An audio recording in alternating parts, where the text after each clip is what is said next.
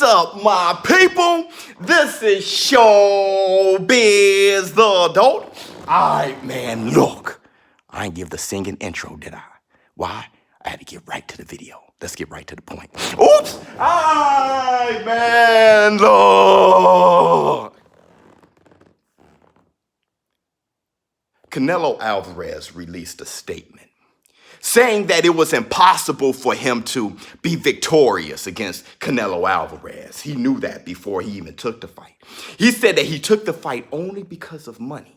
He said it was impossible for him to beat Canelo Alvarez because the turnaround was too short after that fight against Yard. He didn't have enough time to recover. But he took the fight anyway, knowing that it was impossible for him to win, but he wanted that money. Here's the question. Are those excuses, or is that statement of reason and valid? First, I want to say this. In this video, I will be making an argument for both. I will be making an argument that it is an excuse. And I also will be making an argument that his statement is valid. And then at the end, I will be wrapping it up with an analysis from my point of view on what I believe. I also want to say this. I understand that how you feel about this situation is based on your love or your hate for Canelo Alvarez, and it's okay. Because it is not your job to be unbiased. It's mine.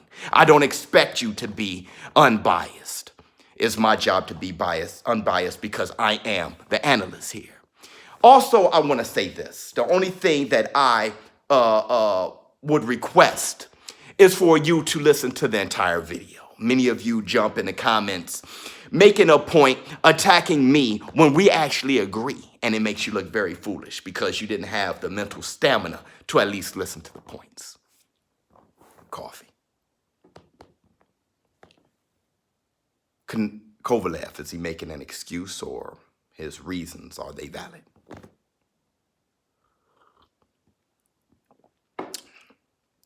First, let's argue it being an excuse. And this is how I'm going to do so. When Kovalev fought and lost to Andre Ward the first fight, what did he say? He said that he overtrained for that fight. That's why he didn't win. He said that he didn't look the best he could possibly look. He wasn't in the best condition because he wanted to beat Ward so bad that he overtrained. His second loss against Ward, him and his manager, they both said that Ward only won by cheating because he was hitting him with low blows. His third loss against Alida Alvarez, he told Timothy Bradley that he was dehydrated. He was winning the fight, but he was dehydrated. That's why he dropped his guard and got hit with those solid shots, eventually getting knocked out by Alida Alvarez.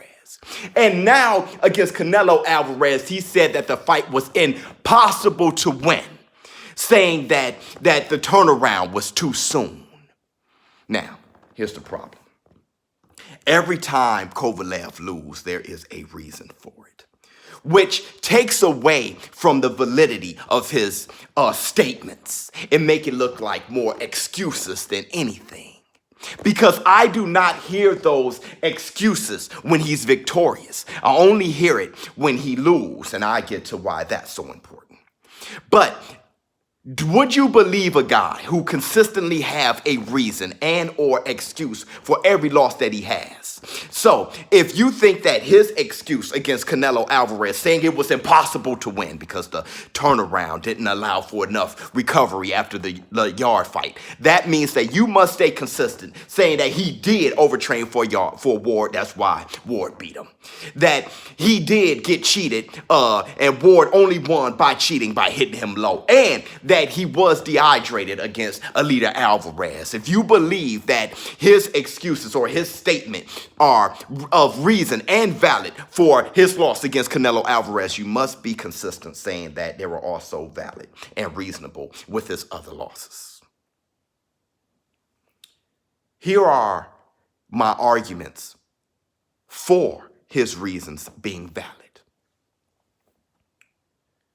I am not going to sit on this couch Look at a warrior, a gladiator, a fighter, and tell him how he really feels inside. Who am I? He knows. I've never been light heavyweight champion before. Hell, I never fought on that level before. If so, I wouldn't be here speaking to you right now. So who am I to look at a warrior and say that he's not accurate in how he feels inside? He knows how he feels, case in point. Evander Holyfield, when he took on Riddick Bowe, the third fight, he said that he contracted hepatitis C. That's why he didn't look so good. That's why he lost against Riddick Bowe. He couldn't even finish the fight. Evander Holyfield, I think that excuse is valid. I saw something weird there. So why would I question Kovalev?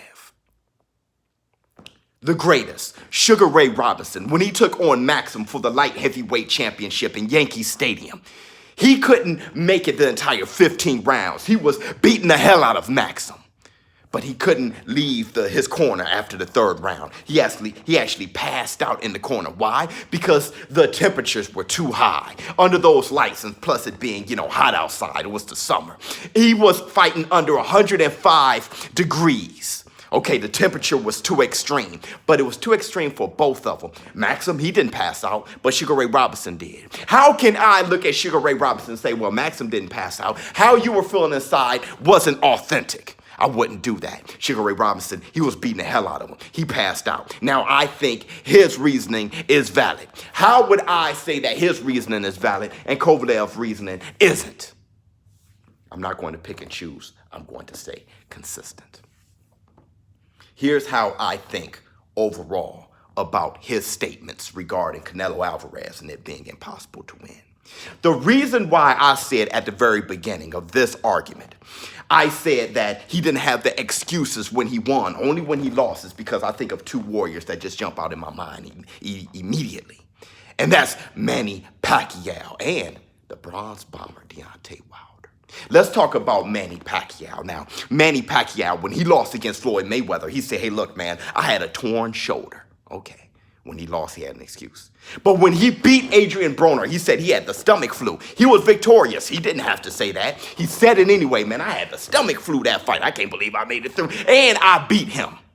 So when you have somebody who can make an excuse in victory, then you are more reluctant to question his excuses when he loses. Bronze Bomber Wilder. Bronze Bomber, he has yet to officially take a loss. The closest thing he did closest thing he's gotten to defeat was against Tyson Fury, and that was a draw. I think Tyson Fury deserved the nod. But after that fight, Deontay Wilder said, you know what? I was rushing the knockout too much. When I do that, I never look good. I should have been patient. That was an excuse there, okay? But when he was victorious against Chris Arreola, he was fighting with one arm. He said that he had a torn bicep. He beat him. He had an excuse there. In victory, knocking him out, he had an excuse there. He knocked out Luis Ortiz, but he said he had the flu. He knocked him out. He dribbled him off the canvas. He knocked him down many times. Actually, he knocked him down even with a jab, and they didn't count it. I think it was the third, fourth round, something like that. Even still, he said, man, I had the flu. So, when someone has excuses when being victorious, you are a little less reluctant to question him when he takes a loss and he has those same excuses. I'm going to wrap it up with this. Let's compare Kovalev to Deontay Wilder for a minute. When Kovalev took on Yard, he took on Yard in August. When he took on Canelo Alvarez, he took him on in November. Deontay Wilder taking on right now Luis Ortiz, November 23rd. His next fight is going to be once again the toughest fight of his life. Hell, Luis Ortiz was the second toughest fight of his life. Okay, so he's fighting both of these guys back to back in a very short period of time from November to February 22nd against Tyson Fury. That's a 3-month turnaround. Canelo Alvarez and Kovalev. When Kovalev fought Yard, it was in August. Canelo Alvarez in November. That's 2 months and some change. 2 months and some change. So if it was impossible for Kovalev to beat Canelo Alvarez, it's looking pretty impossible for Deontay Wilder to beat Tyson Fury, is it? Maybe so, maybe not, I don't know. But if the excuses are the same, we have to start looking at Deontay Wilder. Man, it may be impossible for you to beat Tyson Fury. And Tyson Fury, he's not coming from 2 weight classes under.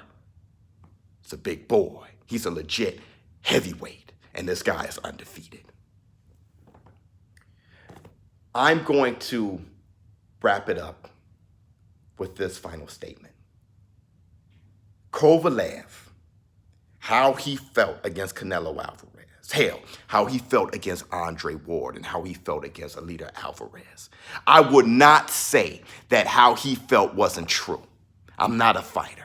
I would not dare to say that. Maybe those excuses are valid, and I'm going to go in that direction. I think that the turnaround was too soon against Canelo Alvarez, and that's very valid, that he didn't have the energy to beat Canelo Alvarez, and he knew it.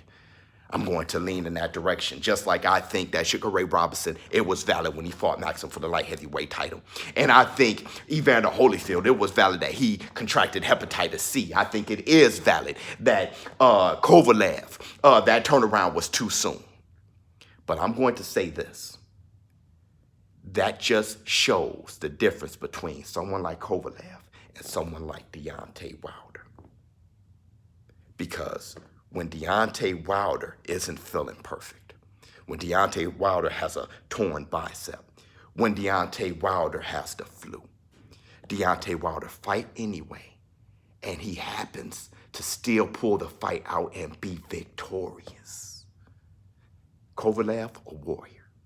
Manny Pacquiao, a warrior. Holyfield, Sugar Ray Robinson, Deontay Wilder, all warriors. But when the times are low and you're not feeling your best and you are questioning things about yourself, when you look at these fighters, there's a certain separation that happens. You start to realize who's good and who's great. ShowBizz, don't. Please let me know how you feel in the comments below. I'm out.